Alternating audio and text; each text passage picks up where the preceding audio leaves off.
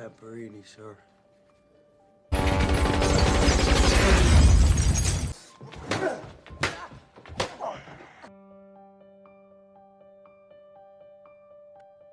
Film dimulai dengan memperlihatkan para pesawat tempur Amerika Serikat pada saat Perang Dunia Kedua. Di sana, kita diperkenalkan dengan seorang pria bernama Louis Zamperin. Terlihat ia ditugaskan untuk mengebom pangkalan militer Jepang. Namun, tiba-tiba ada serangan dari Jepang. Adu tembak pun terjadi, yang membuat beberapa teman Louis terluka cukup parah. Melihat temannya terluka, Louis mencoba menolong, serta untungnya mereka berhasil menjatuhkan pesawat tempur musuh. Akan tetapi, tiba-tiba Louis teringat masa lalunya. Diceritakan, saat kecil Louis sangat nakal. Dirinya selalu merokok dan minum minuman keras. Tidak hanya itu, ia juga sering berkelahi dengan teman-temannya dan juga selalu membuat kekacauan di kota. Sampai pada akhirnya, dirinya ditangkap oleh petugas keamanan dan diserahkan kepada orang tuanya. Di malam harinya, Louis dihukum oleh sang ayah karena kelakuannya yang sangat nakal. Keesokan harinya, kita diperkenalkan dengan saudara Louis bernama Pete. Pete merupakan seorang atlet lari di Amerika. Terlihat, Pete mencoba membujuk Louis untuk menjadi atlet lari seperti dirinya. Karena Pete tidak ingin Louis salah pergaulan dan membebankan orang tua mereka. Mendengar perkataan saudaranya itu, Louis pun sadar atas kelakuannya selama ini. Kemudian, setiap hari Louis dilatih oleh Pete. Singkat cerita, kini Louis sudah remaja. Lalu, Louis mengikuti kejuaraan-kejuaraan lari dan selalu menjadi juara. Dan ia kini resmi menjadi pelari SMA tercepat dalam sejarah Amerika. Karena prestasinya yang membanggakan tersebut, ia pun dikirim ke Jerman untuk mengikuti Olimpiade. Dan sebelum pergi, Louis berpamitan terlebih dahulu dengan Pete. Singkat cerita, Louis sudah tiba di Jerman dan mengikuti acara pembukaan. Semua orang atlet yang berprestasi di seluruh dunia dikirim ke sana. Kemudian pertandingan pun dimulai. Seluruh atlet berusaha berlari dengan sekuat tenaga. Di sisi lain, ternyata keluarga dan para tetangga Louis mendengarkan pertandingan tersebut lewat siaran radio. Terlihat, Louis berada di posisi kelompok kedua, cukup tertinggal jauh di belakang. Louis terus berusaha berlari melewati satu persatu para peserta dari negara lain. Dan sampai pada akhirnya, Louis berhasil memecahkan rekor untuk sampai ke finish. Kembali ke masa sekarang, mereka menurunkan pesawat di pangkalan. Akan tetapi, tiba-tiba roda dari pesawat pecah yang membuat pesawat tidak terkendali. Untungnya, mereka berhasil mengendalikan pesawat tersebut sebelum menabrak bongkahan batu. Setelah itu, Louis berlatih dengan salah satu sahabatnya dan mendapatkan rekor baru. Melihat itu, Louis pun tampak senang. Tidak lama kemudian, beberapa sahabatnya datang untuk memberitahukan bahwa mereka mendapatkan misi baru untuk menyelamatkan beberapa tentara yang terdampar. Lalu mereka pun langsung bergegas pergi. Akan tetapi, tiba-tiba salah satu sayap pesawat mengalami kerusakan. Melihat itu, semua kru pun tampak panik dan mencoba memperbaikinya. Namun, sepertinya kerusakan tersebut cukup parah dan mereka memutuskan untuk mendarat di laut.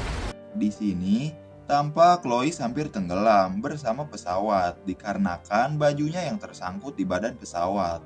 Louis pun lalu terus berusaha melepaskan sangkutan tersebut. Untungnya, dirinya berhasil melepaskan diri dan bergegas berenang ke permukaan laut.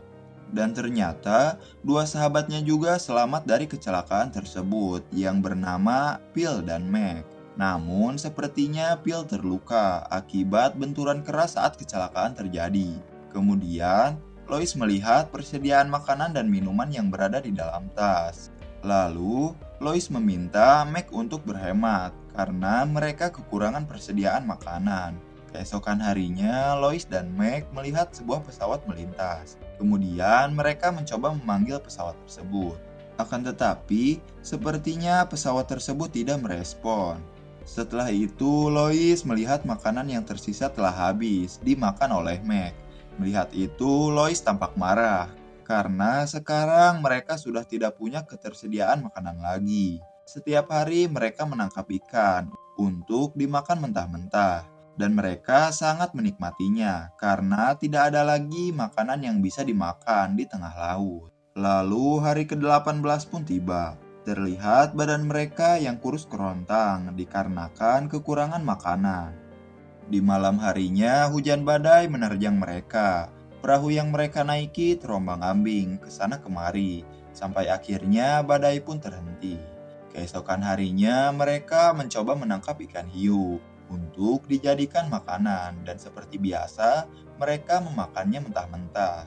Tidak lama kemudian sebuah pesawat kembali melintas di atas mereka. Kemudian Lois mencoba memanggil pesawat tersebut. Naasnya, pesawat itu merupakan pesawat musuh yang melintas. Lalu, pesawat tersebut langsung menyerang mereka. Melihat itu, Lois dan yang lainnya langsung terjun ke bawah laut untuk menghindari tembakan. Namun, di bawah laut juga terdapat ikan hiu yang bisa menyerang mereka. Untungnya, mereka semua berhasil lolos dari serangan tersebut. Akan tetapi, masalah tidak langsung beres. Mereka harus menambal perahu yang bocor akibat tembakan dari pesawat tadi. Dan saat asik menambal, tiba-tiba beberapa hari kemudian Mark tampak pesimis akan hidupnya. Terlihat Mark sangat-sangat lemas dan sakit karena keadaan yang memaksanya seperti itu. Dan beberapa jam kemudian Mark pun menghembuskan nafas terakhirnya. Singkat cerita, mereka berdua sudah 45 hari berada di tengah laut. Terlihat badan mereka berdua sangat kurus karena kekurangan gizi. Tidak lama kemudian, tentara Jepang menemukan mereka dan langsung menangkapnya, serta dikurung di sebuah ruangan sempit dan kotor. Di sini, ternyata Lois membawa daging ikan yang ia bawa saat berada di tengah laut. Lalu ia memakannya di penjara. Tidak lama kemudian, tentara Jepang membawanya untuk bertemu kolonel. Di sana, kolonel menanyakan bagaimana cara menggunakan bom Norden yang selalu Lois gunakan saat mengebom markas musuh. Dan kolonel juga meminta Lois untuk menggambarkannya. Dan setelah selesai, Lois langsung kembali dibawa ke penjara. Hari demi hari Lois di dalam penjara. Tampak Lois mulai stres karena dikurung di ruangan sempit dan tidak bisa berbuat apa-apa. Keesokan harinya, semua tawanan Jepang dibawa dengan ditutup matanya menggunakan sebuah kain, termasuk Lois dan Phil. Lalu mereka berdua dipisahkan di dua mobil yang berbeda dan juga dibawa ke tempat yang berbeda. Lalu Lois sudah tiba di sebuah tempat tahanan. Di sana, kita diperkenalkan dengan seorang pria Jepang berpangkat kopral yang bernama Watanabe. Terlihat, Lois menatap Watanabe. Namun, dikarenakan Watanabe ini tidak suka ditatap, ia pun langsung menghajar Lois sampai babak belur. Di malam harinya, semua tahanan disuruh untuk berdiri beberapa jam, termasuk Lois. Sesudah itu, para tahanan dipindahkan ke tempat tidur yang sangat kumuh dan kotor. Keesokan harinya, semua tahanan dikumpulkan. Kemudian Watanabe menanyakan siapa atlet Olimpiade di sini. Karena sepertinya Watanabe sudah melihat semua profil dari para tahanan, termasuk Lois sendiri. Lalu Lois pun langsung angkat tangan. Melihat itu, Watanabe langsung membuat pertandingan antara Lois melawan salah satu prajuritnya. Kemudian pertandingan pun sudah dimulai. Terlihat Lois kewalahan dan jatuh ke bawah tanah dikarenakan kondisi badan dari Lois tidak stabil. Setelah itu, Watanabe memerintahkan semua tahanan untuk membersihkan sekaligus membuang semua kotoran mereka ke laut. Di malam harinya, Watanabe datang ke tempat Lois dan tiba-tiba memukulnya tanpa alasan. Kemudian Watanabe memberikan sebuah surat kepadanya. Di keesokan paginya, Lois dipanggil ke tempat Watanabe. Di sana, seorang pria mengatakan bahwa berita Amerika menyebut dirinya sudah mati dan menawarkan bantuan kepada Lois untuk menghubungi keluarganya melalui radio internasional bahwa dirinya baik-baik saja. Lois pun mulai rekaman dan mengatakan kepada Amerika, terutama keluarganya, bahwa sekarang dirinya sehat dan baik-baik saja, serta meminta untuk tidak mengkhawatirkannya. Lalu setelah rekaman, Lois diberikan makanan yang sangat enak. Di sana, Lois kembali ditawari untuk berbicara di radio lagi. Namun kali ini dirinya harus mengatakan hal yang tidak benar soal Amerika. Namun Lois menolak. Mendengar penolakan tersebut, Lois pun kembali dibawa ke tempat tahanan untuk disiksa. Di sana, ia kembali bertemu dengan Watanabe, dan dirinya dihukum dikarenakan telah menolak perintah dari Jepang. Dan hukumannya itu adalah satu persatu semua tahanan harus memukul wajah Lois. Awalnya semua tahanan menolak untuk memukul Lois, akan tetapi Watanabe membawa salah satu tahanan dan menghajarnya jika semua tahanan tidak mau memukul Lois. Melihat salah satu temannya disiksa, Lois tidak tega dan langsung memaksa tahanan lainnya untuk memukulnya satu persatu. Terlihat Lois sangat babak belur karena terus-menerus dihajar. Sampai pada akhirnya dirinya pun pingsan dengan luka di seluruh wajahnya. Keesokan harinya semua tahanan membuat hiburan untuk semua orang. Tidak lama kemudian Watanabe tiba dan duduk di sebelah Lois sambil dirinya mengatakan bahwa dirinya mendapatkan promosi dan tidak akan bertugas di tempat ini lagi. Lalu pada akhirnya Watanabe pun pergi. Di malam harinya tempat tahanan tersebut diserang oleh pasukan sekutu. Kemudian mereka dipindahkan ke tempat tahanan lain dengan menggunakan sebuah kereta.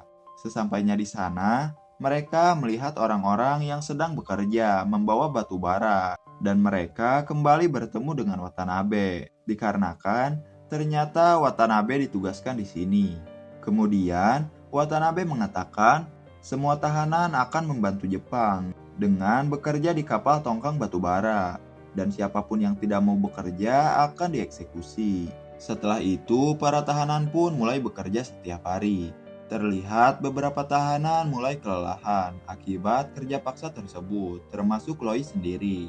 Akan tetapi, tiba-tiba Watanabe menghentikan pekerjaan mereka dan mengatakan bahwa presiden mereka telah meninggal. Setelah itu, para tahanan kembali dipaksa untuk bekerja. Sampai-sampai Lois didorong oleh tentara Jepang karena pekerjaannya yang lambat. Kemudian karena kelelahan, Lois mencoba untuk istirahat sebentar. Namun hal itu dilihat oleh Watanabe dan kembali dihukum dengan mengangkat kayu besar. Dan jika Lois menjatuhkan kayu tersebut, Watanabe akan menembaknya. Akan tetapi karena Lois ini pantang menyerah, Lois terus mengangkat kayu besar itu sambil berteriak dan menatap tajam mata Watanabe. Melihat kekuatan dan kegigihan dari Lois, Watanabe pun kena mental dan kembali menghajar Lois habis-habisan sampai Lois pingsan semalaman. Keesokan harinya pengumuman diberikan bahwa perang telah mencapai titik akhir dan meminta semua tahanan untuk mandi di sungai. Lalu mereka pun berangkat ke sungai untuk membersihkan badan mereka. Dan setelah itu, dari arah lain tiba-tiba pesawat Amerika melintas dan melihat mereka yang menjadi pertanda bahwa perang sudah berakhir. Melihat itu, semua orang pun tampak sangat senang. Seusai mandi, akhirnya mereka dapat kembali merasakan makanan yang enak dan sehat yang merupakan kiriman dari pesawat Amerika. Di sisi lain, Lois pergi ke kamar Kopral Watanabe dan duduk bersandar di sana. Lalu, singkat cerita, akhirnya Lois pulang ke Amerika. Di sana, ia kembali bertemu dengan keluarganya, dan film pun selesai.